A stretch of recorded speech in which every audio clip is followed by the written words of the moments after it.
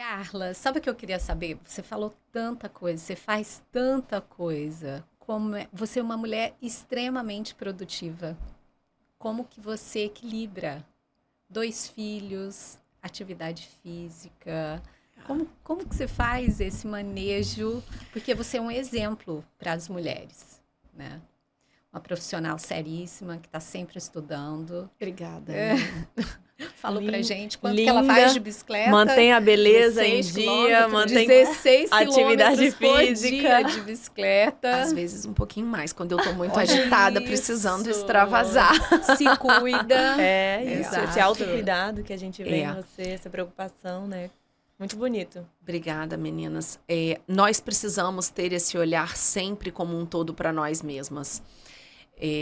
Principalmente com o passar do tempo, o tempo foi o que se tornou mais precioso para nós mulheres. Não foi sempre assim, Ellen. Durante muitos anos eu me negligenciei. Muitos anos. E ok, você sabe por quê? Porque a gente não tem que ser Mulher Maravilha sempre.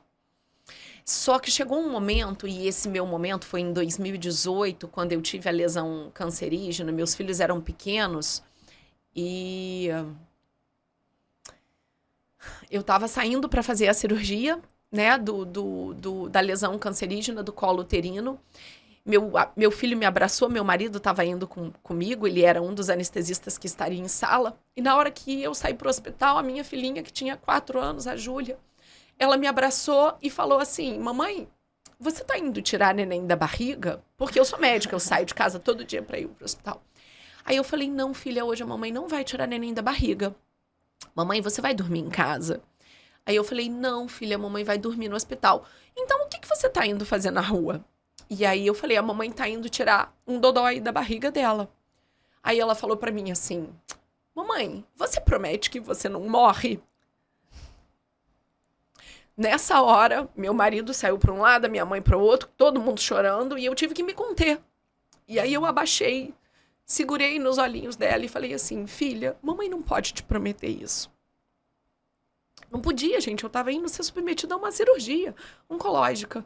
E um procedimento que era relativamente grande dentro daquela situação. E aí eu falei assim: filha, pede pro Papai do Céu pra mamãe poder voltar para casa. E aquilo foi um start enorme para mim, porque eu estava sendo uma médica fake. Eu falava para todas as minhas pacientes: olha, vocês têm que se cuidar, vocês têm que fazer atividade física, manejar o estresse, dormir melhor, comer melhor, e eu não estava fazendo aquilo comigo. Por quê? Porque eu estava nesse looping de querer conquistar o mundo, ainda mais de ter vindo de uma família simples, de ter sido a primeira médica da família e sempre ouvir de que eu tinha que ser forte o tempo todo. A gente não tem que ser forte o tempo todo. E aquilo ali foi o meu start. E depois daquilo, eu comecei a notar que para que os meus filhos me tivessem por mais tempo, sabe que a única pessoa que sabe o nosso momento de partir é Deus, mas a gente tem que fazer a nossa parte aqui, gente. E quando a gente fala em estilo de vida, em manejo, eu estava acima do peso, eu comecei a combater o meu sedentarismo, a obesidade, a aumentar a minha prática de atividade física, e isso a gente fala de 4 a 5 vezes na semana, e quando você faz a atividade física, você diminui a chance de ter varizes também, tá? Olha, estão trazendo guardanapos pra gente, pra todas Obrigada. nós. Desculpa.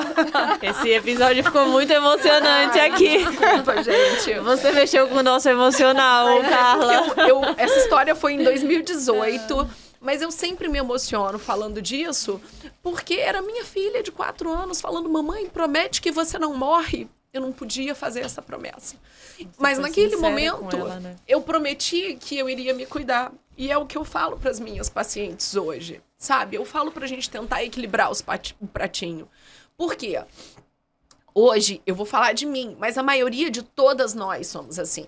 Eu sou mãe, mulher, esposa, dona de casa, médica, professora, palestrante, estudante, tá? Eu sou gestora da minha clínica, eu sou médica, o trabalho não acaba quando as pacientes vão embora, tem 200 mensagens para responder, as questões administrativas. Eu tenho que estar bonita, cheirosa, gostosa, malhar, eu tenho que ter tesão, eu tenho que dormir 8 horas, eu tenho que cuidar da casa, fazer supermercado.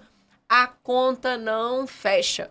De vez em quando a gente levanta o tapete, esconde algumas coisas ali embaixo e a gente não vai dar conta de tudo. Mas hoje eu sei administrar isso. Hoje também eu sei me priorizar. Essa semana, por exemplo, foi caótica de trabalho e eu não dei conta de tudo. Eu tô com mensagens desde segunda-feira sem responder. Desde a semana passada, eu tô gerenciando o que eu consigo fazer. E isso é importante também para a gente lidar com a nossa saúde mental. E a atividade física eu não abro mão hoje. Eu pratico de 4 a 5 vezes na semana. O pedal indoor é o que me dá prazer. Eu não consigo fazer atividades na rua porque eu tenho um bloqueio por uma tentativa de violência sexual que eu sofri aos 17 anos de idade, na época que eu trabalhava com moda, e isso sempre me bloqueou, e esse foi o principal motivo que me levou a cuidar de mulheres. Mas equilibrar isso e dar conta disso, a gente sempre vai sair do eixo um pouquinho. O importante nesse momento é a gente respirar fundo, deixa a lágrima cair, chora no chuveiro, chora no travesseiro, procura a terapia, conversa com alguém, um bate-papo entre amigas. Num sábado, olha que gostoso isso, da gente poder mostrar que as nossas fragilidades não são só nossas. Ela é tua, ela é de qualquer mulher em qualquer etapa, mesmo as que não têm filhos. Mesmo eu equilibro os pratinhos também. Também! Eu me identifiquei com você, que eu falei, a atividade física eu não abro mão. Eu não abro mão. Ontem eu tinha um compromisso, eu tinha uma visita e eu virei para minha visita e falei, eu tenho um compromisso. De 6h30 a 7h30 eu não estou disponível. É isso.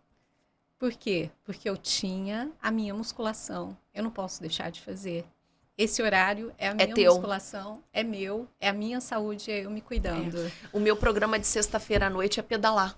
E é um programa terapia, porque é um evento chamado Baile do Will.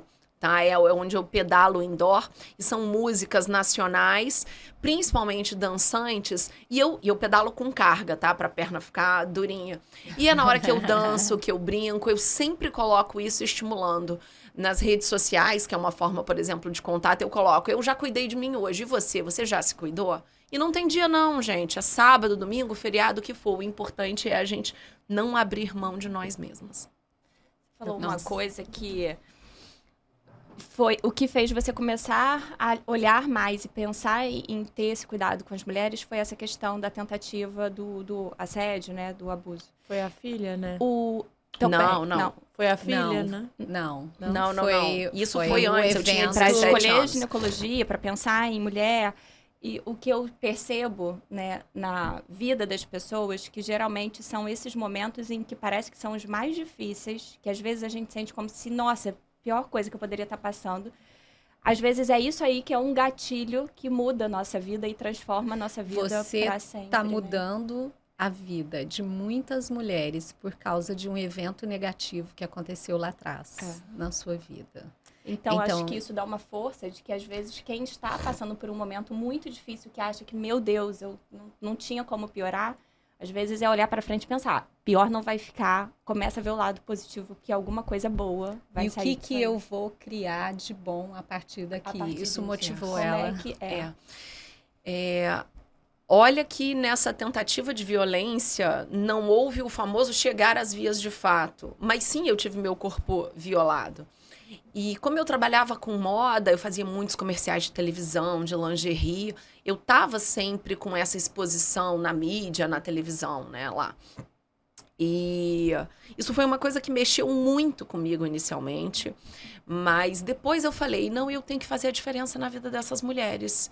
Em um olhar atento, um acolhimento, porque a gente ainda vive uma sociedade machista achando que a culpa é da mulher, dela ser violentada, dela estar usando uma roupa diferente. E no meu caso, eu tinha 17 anos e foi um cara casado com 2 filhos, engenheiro da CSN na época, que tentou me agarrar.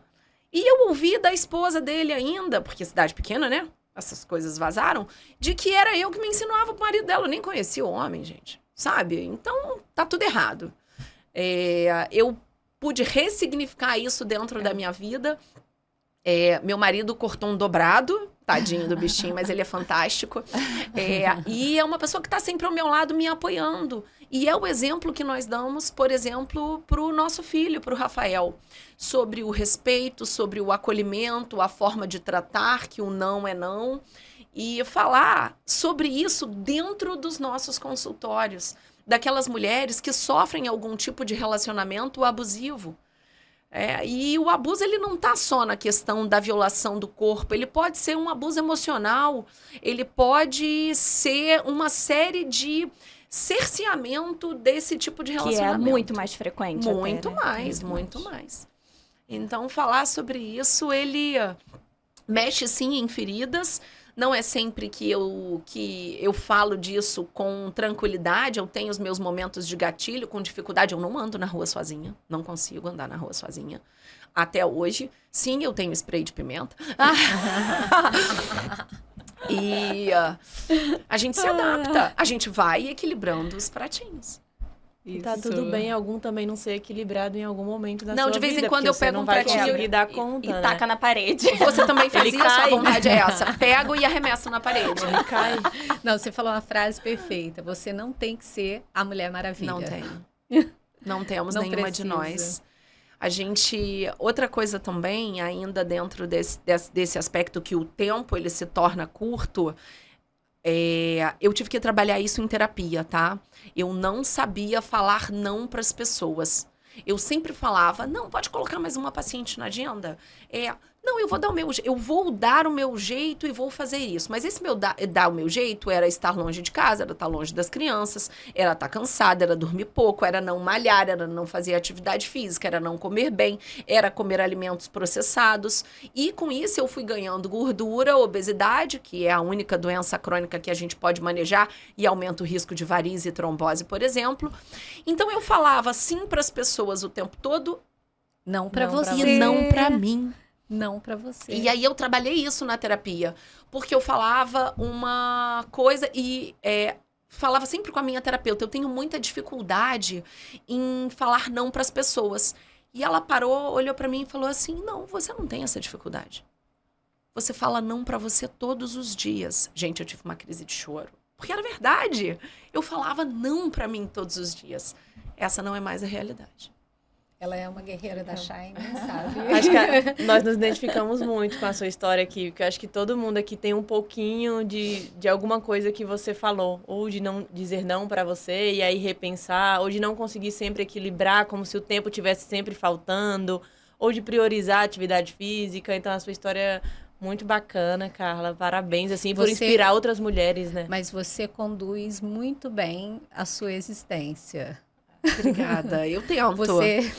Você é uma mulher extremamente produtiva que está fazendo muita diferença na vida de muita gente. Isso daí você tem que levar contigo.